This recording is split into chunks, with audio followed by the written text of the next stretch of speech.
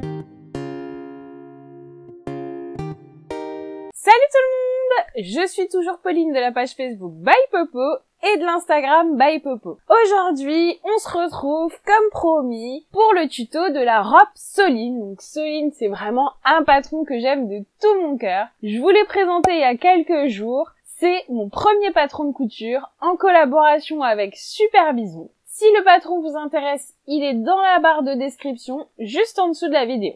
Allez, on attaque tout de suite. Donc, on va refaire un petit point sur cette robe Soline que je porte d'ailleurs, en version adulte. Je vais coudre dans cette vidéo la version enfant pour que vous voyez bien les pièces, mais c'est exactement la même chose pour adultes. Donc, pas d'inquiétude, vous suivez toutes les mêmes étapes. Le patron existe en PDF ou alors en pochette pour celles qui préfèrent. Donc ça c'est chouette parce que je sais qu'il y a des teams pochette et des teams PDF. Vous avez toutes les recommandations de tissus, donc vous pouvez le faire en chaîne et trame, comme je porte ici, ou en maille. J'adore la maille, vous le savez. Donc on peut faire suédine, néoprène c'est très joli, serge élastane, suite bouclette, jersey Milano. Et donc aujourd'hui pour ce tuto, je vais vous proposer une version ultra facile, la version maille. Dans le tutoriel Super Bison, vous avez vraiment la version chaîne et trame très détaillée. C'est pourquoi aujourd'hui je vous propose la version maille. En plus, la maille est vraiment ma matière chouchou.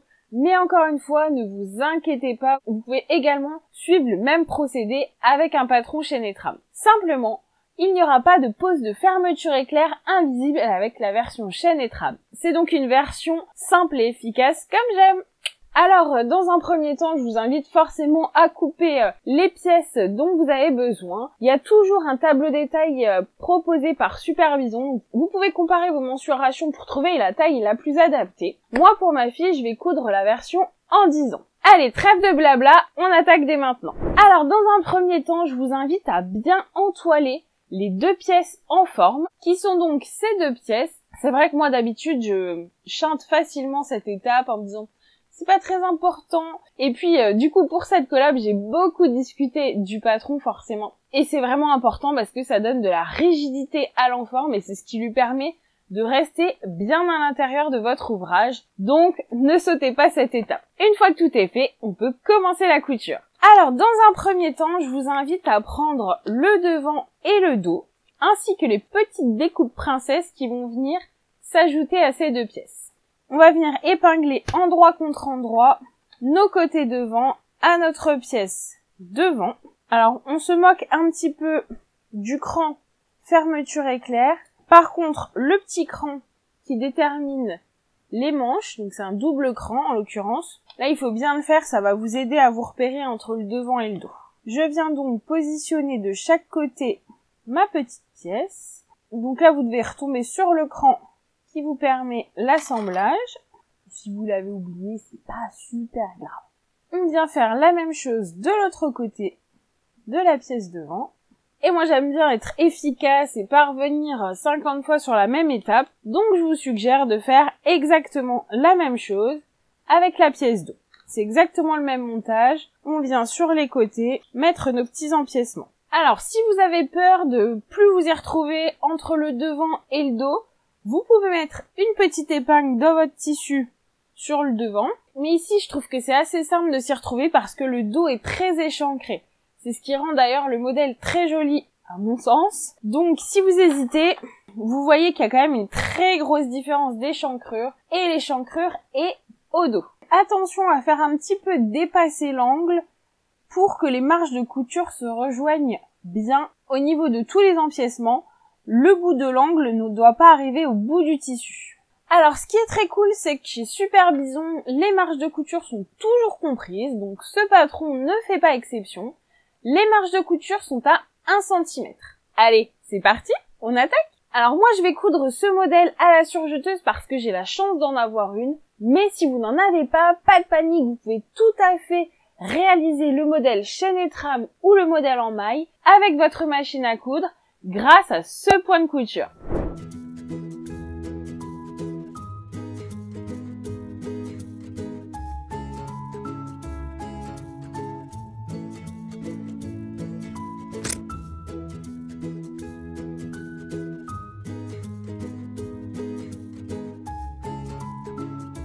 Alors on va mettre nos pièces dos et devant de côté et on va venir s'occuper des plis de la jupe. Alors on va venir prendre un premier pan devant.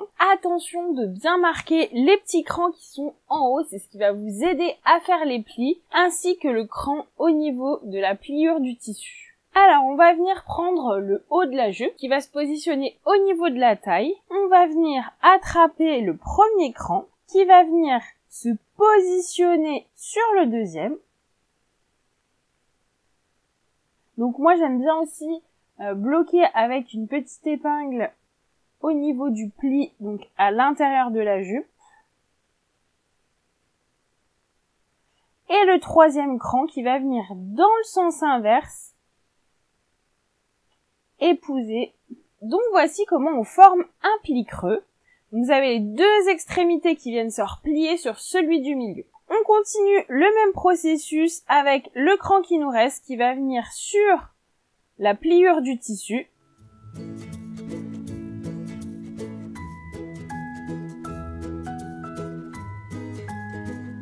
On continue le processus à refermer notre pli creux avec l'autre côté de la jupe.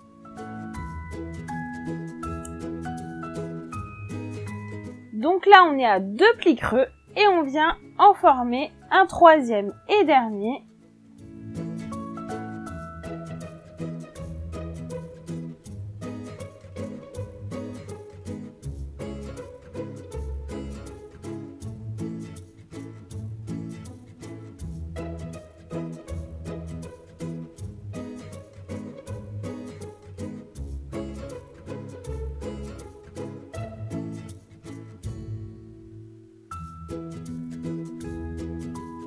Voilà ce que ça donne épinglé. On obtient 3 plis creux sur un pan de jupe et on vient réaliser exactement la même chose sur le pan de derrière, donc le dos de la jupe.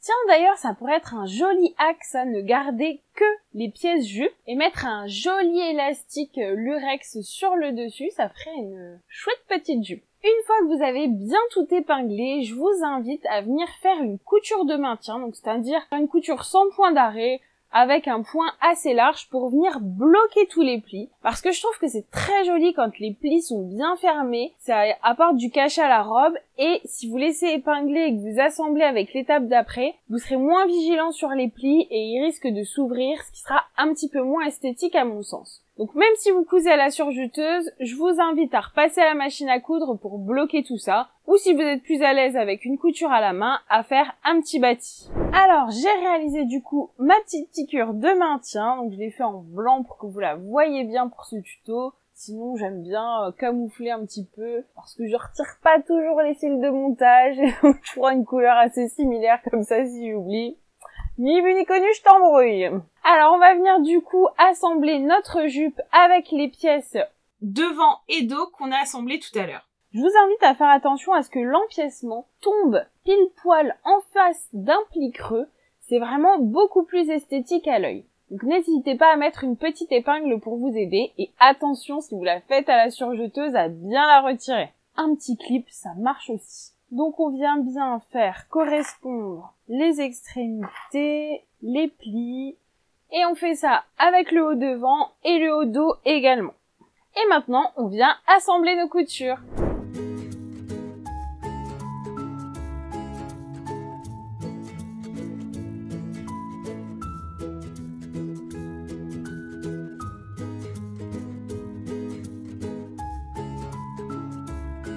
Donc voici ce qu'on obtient, ça commence petit à petit à ressembler à une robe. Du coup maintenant je vous invite à venir coudre les côtés, donc de la pièce devant et de la pièce dos de chaque côté, ainsi que les épaules devant et dos. Là encore il est important de faire correspondre la taille au niveau devant et dos, c'est plus esthétique.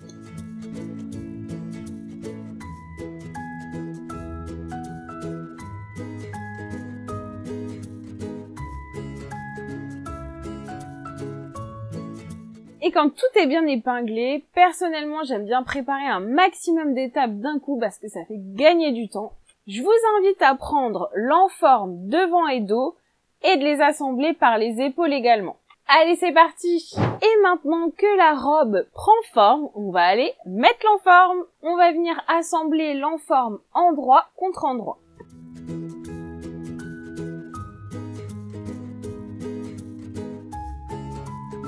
Et maintenant, on va venir piquer sur tout le pourtour de l'encolure. Et maintenant, nous allons venir réaliser une sous-piqûre. Alors, qu'est-ce que c'est qu'une sous-piqûre? C'est l'assemblage de notre tissu doublure en forme avec la couture que nous venons de réaliser. Donc, l'idée, c'est de venir coucher cette couture et de venir assembler cette couture sur tout le pourtour de l'encolure, ce qui va permettre à l'enforme de bien se plaquer à l'intérieur du vêtement tout en étant invisible sur l'extérieur. Donc soit on peut épingler un petit peu pour pas faire de faux plis, ou alors si vous êtes plus à l'aise en couture, on va venir bien plaquer au fur et à mesure toute cette piqûre. Cette fois-ci, je vous conseille de prendre un fil coordonné afin que ça ne se voit pas du tout.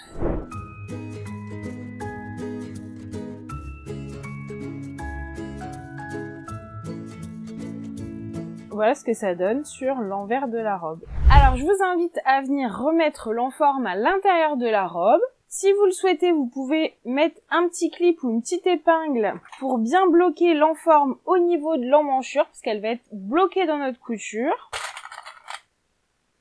Et ensuite, on vient mettre notre montage de côté et on va s'attaquer aux manches. Encore une fois, hyper important, les petits crans sur le haut de la manche ainsi que les repères devant et dos qui vont vous aider à placer votre manche du bon côté. Alors, dans un premier temps, je vous invite à venir former le petit pli creux exactement de la même façon que la jupe sur le haut de la manche.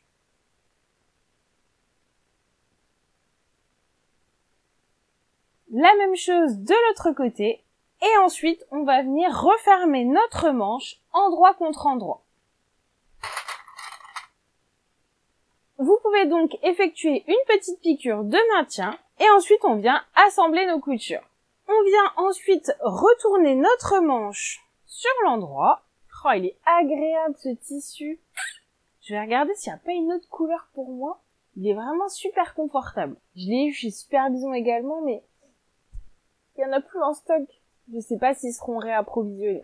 Après cette petite digression, on continue notre montage. Alors, on va venir mettre la robe sur l'envers parce que ça va être beaucoup plus facile pour insérer les manches. Et à l'aide d'écran de montage, on va venir insérer notre manche du bon côté.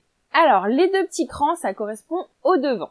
Donc, je viens passer ma manche dans l'emmanchure.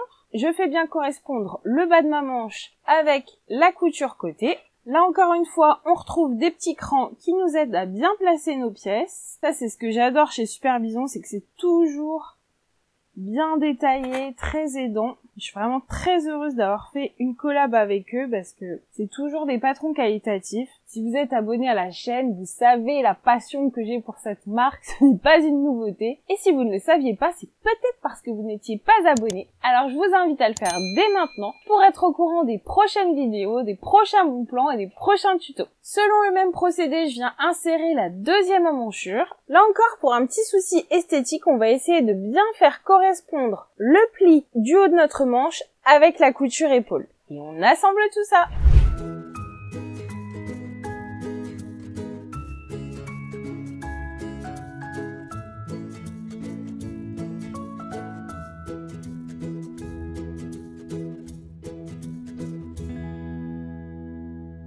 Ça y est, notre robe est presque terminée. Il ne nous reste plus que les ourlets du bas de la jupe et de chaque manche à faire. Alors moi je repasse la robe sur l'envers et donc on va venir faire un repli de 2 cm. Donc ma technique favorite, c'est de prendre ma règle, de tracer un trait à 4 cm de l'extrémité de la manche et ensuite je viens faire un repli en sachant que le bord de mon tissu doit venir se mettre pile poil sur mon trait. Et je viens procéder de la même technique sur l'autre manche et sur le bas de la jupe. Et maintenant, je vais venir assembler tout ça à la recouvreuse. Vous pouvez également le faire à l'aiguille double à la machine à coudre ou même à l'aiguille simple. Et voilà, notre petite robe est enfin terminée, donc j'espère que ce tutoriel vous a plu. Il ne reste plus qu'à couper les petits fils disgracieux. Vous pouvez également faire un petit point invisible pour bloquer un peu plus l'enforme si vous le souhaitez. Ça évitera qu'elle ressorte. Vous faites un ou deux petits points, ou surtout le pourtour à l'intérieur si vous le souhaitez. Je vais mettre un petit coup de repassage sur la robe et je file l'essayer à ma fille. Je l'imagine bien avec un petit collant noir, voire même un petit gilet ou un petit boléro noir. Je trouve que l'association peut être trop chouette avec cette couleur pleine de peps. Dites-moi ce que vous en pensez dans les commentaires. N'hésitez pas également à poser des questions s'il y a des choses qui vous semblent pas claires, si vous avez des difficultés. Vous pouvez tout à fait me contacter ou contacter Super Bison. Et lorsque vous aurez fini votre robe, n'hésitez pas à me taguer sur les réseaux sociaux. Je serai vraiment trop contente de voir vos réalisations. J'espère que vous avez passé un bon moment en ma compagnie, que vous appréciez ce patron que j'aime de tout mon cœur. Si c'est le cas, n'hésitez pas à mettre un petit pouce sur la vidéo. Je vous souhaite une belle journée créative et je vous dis à très bientôt. Salut!